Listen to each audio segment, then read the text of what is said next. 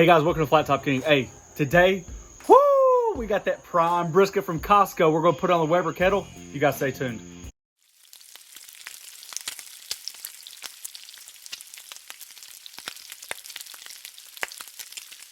All right guys, so we're gonna dive deep into this. We're gonna do it my way. There's 10,000 ways to do it. First things first, obviously, you know we have to trim it. All right, so what you're looking for, real quick, hard fat, okay? That's hard fat. Feel how hard that is versus this, okay? We're gonna flip it over, trim some of that off, even it out a little bit, round the edges, and we're looking for about 1/4 inch fat, even all the way across, okay? So that's how we're gonna trim it. All right, so now that most of the fat has been trimmed out of it, listen, you can trim this thing to death if you want to. I, by no means, am a professional butcher, but for a beginner, don't panic. I know you just spent your hard-earned money. I just wanted to show you guys a quick glimpse about how much fat comes off of here. So you're thinking about, man, I just spent $40, $50, $60, $80 on a brisket and 1/3 of it in fat. Yes, unfortunately, that's honestly the best tip I can give you. Don't be scared to take the fat off. Matter of fact, it's going to help you in the long run.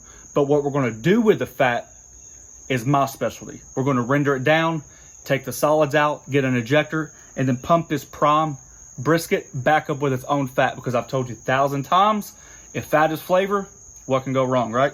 All right, so let me show you. I've got my coals getting ready. We're going to shoot about 225 to 275, hopefully hover around about 250, but we're going to get that ready. The only time of the year I actually use a diffuser is right now. I just lay it on the coals. It doesn't really matter. You're never going to know it. All right.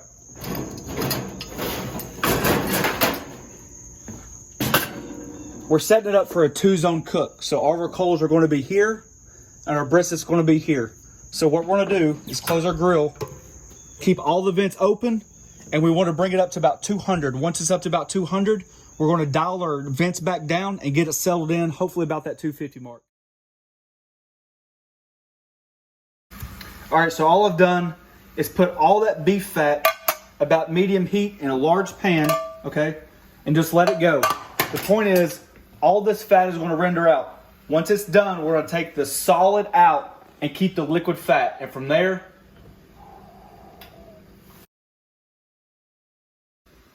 the concoction I use is basically 50% mayonnaise, 50% mustard. Now, people can thumb their nose at it. People, the enthusiasts, can do whatever they want to. This is how we do it. There's a million different ways. We love it.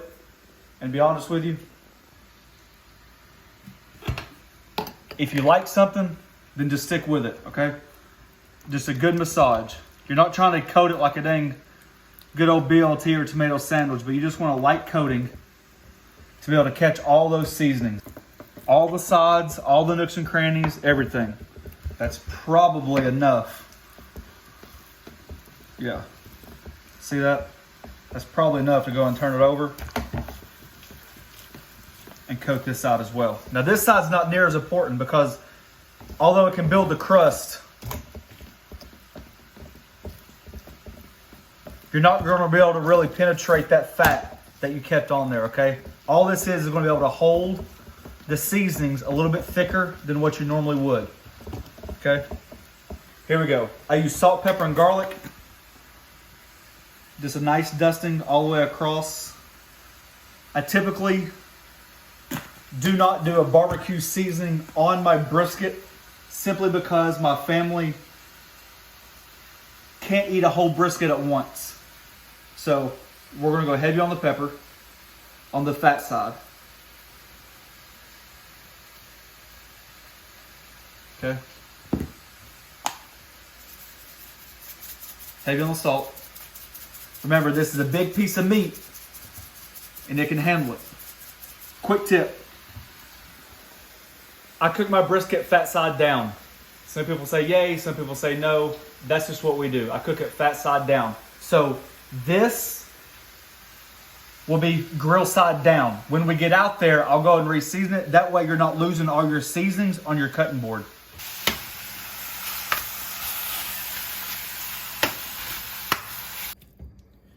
There's really two reasons why I wanted to show you guys this. One, This is the fat that we trimmed off, and as you can see, when it doesn't melt down and doesn't disappear into fat, this is why you trim all that off, because this is a lot of this is the unedible fat that you would get from the brisket, okay? 2, all that is flavor that you just threw away. Now maybe if I was doing 100 or 50 briskets or a brisket every weekend, I wouldn't do it. But for me, since we do 1 or 2 a year, this is what we love to do. You don't need a lot, just render it out. That's probably about 3/4 of a cup. Let me show you what we're doing. All right, I'm just gonna take my meat injector.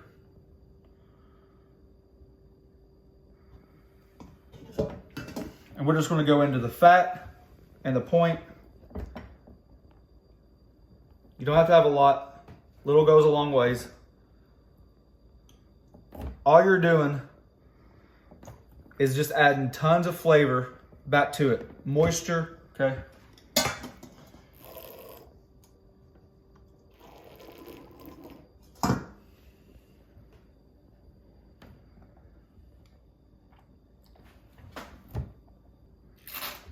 Woo, woo.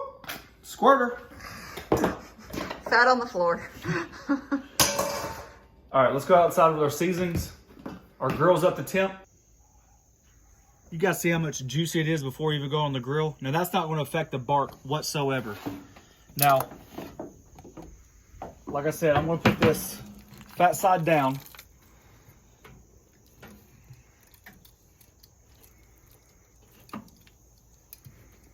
And that side has already been seasoned. Yes. So that's why you only seasoned one side in there. Correct. All right, I just sprinkled it with pepper. Remember, we seasoned it pretty heavy on the front side. Salt. Come back up and touch it with a little bit of garlic.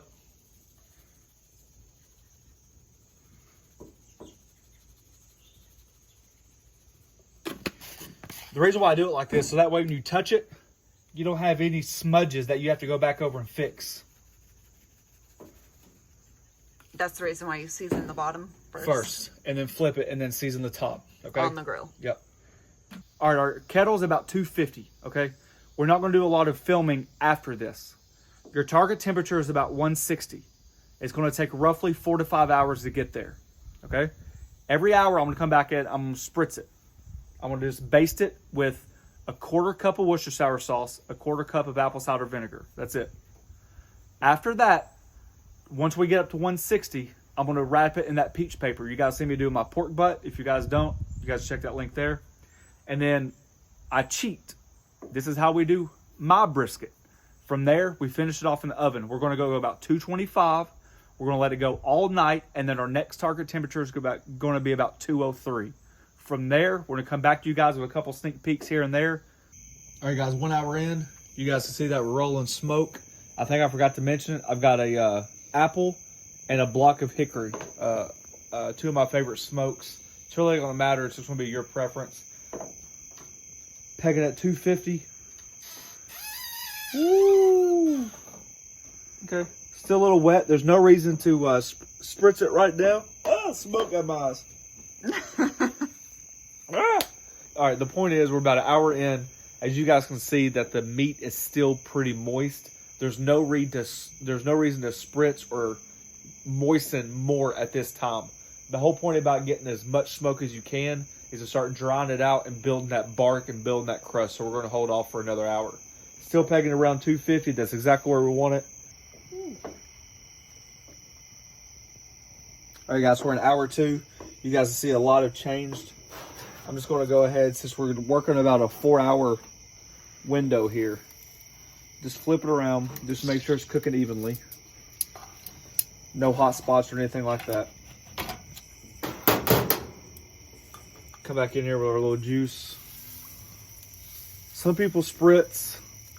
I gotta be honest with you. I don't do enough of them to really worry about if it's spritzing or if it's drizzling or if it's spooned on. All you want to do is just keep that flavor on there. Keep your meat moist.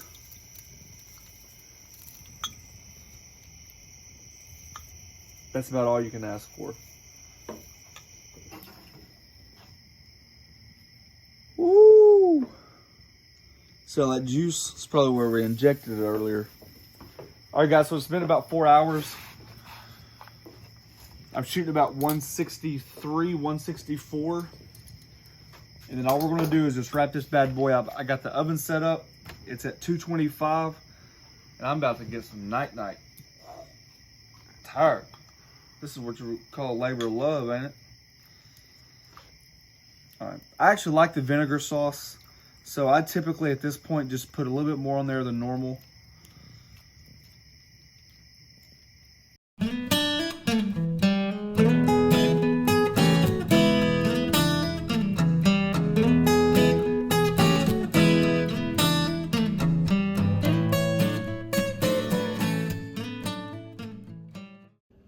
Okay, I don't know if it really matters that much, but when I put my briskets in the oven, I typically put them on a cooling rack. I just think it helps the air flow instead of this warming up and this becoming another heating source that warms it from the bottom up. So I just like that complete airflow. And number two is when we wrap it, we flipped it upside down, so now we have fat side up. Okay, on the grill we had fat side down, now we have fat side up, so all of it just renders down inside. 225, our target temp's going to be about 203. So then we'll just set our thermometer. Once it hits 203, now we're going to start checking for doneness, which is only tenderness. Okay, just because it hits 203 does not mean it's done. It could be done at 201 all the way up to, I hope not, but even up to 209, 210, something like that. So it's all about doneness after we hit the 203-ish mark. Night, night. All right, guys. Whew, that was a long night. So let's just recap. I did a step that you guys didn't have a chance to see. It was the middle of the night, and the photographer, wouldn't get out of bed. So let me show you what I did. I got myself a good cooler. Wrap that bad boy up. Now I knew this was going to sit in here and rest a long time. Here's a quick trick. I just took some old t-shirts, put water in them. See all that steam? And microwaved them till they're super hot. It helps keep the inside of the cooler warm along with this, and you're allowed to rest it for a longer period of time. That's the key. So how long was it resting in there? Like 2.5 hours. It actually cooked. This whole brisket is actually 2 hours ahead of schedule. So that's why it's so early in the morning. But I'd rather have it 2 hours ahead of schedule than 2 hours late.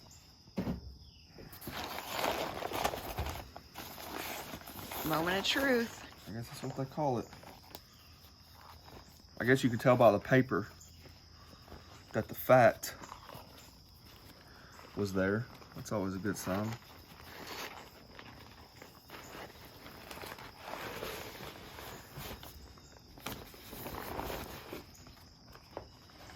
Boy, it's juicy as can be. Oh, isn't that what you want? All right.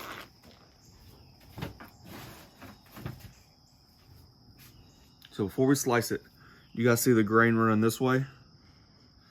Then we got the part over here that we're going to separate. You want to make sure you cut against the grain.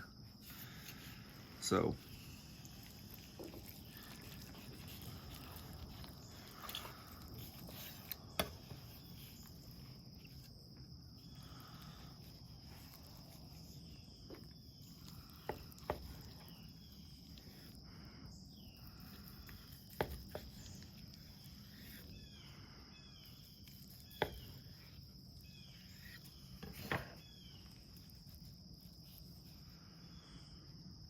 I don't know if you can see that, how juicy it is.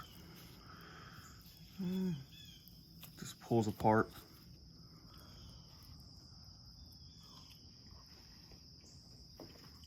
Brisket 101.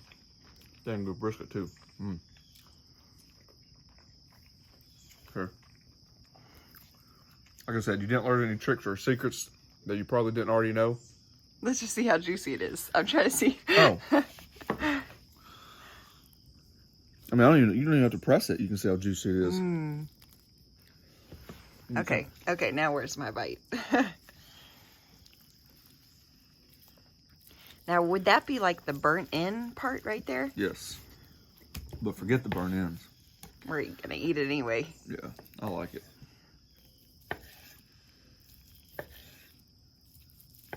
Notice how I move the brisket around because you're still cutting against the grain.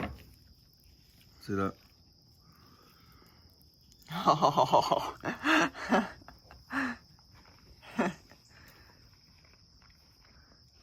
I'll never know if injecting it with fat is the secret or the key, but I'm not going to stop doing it.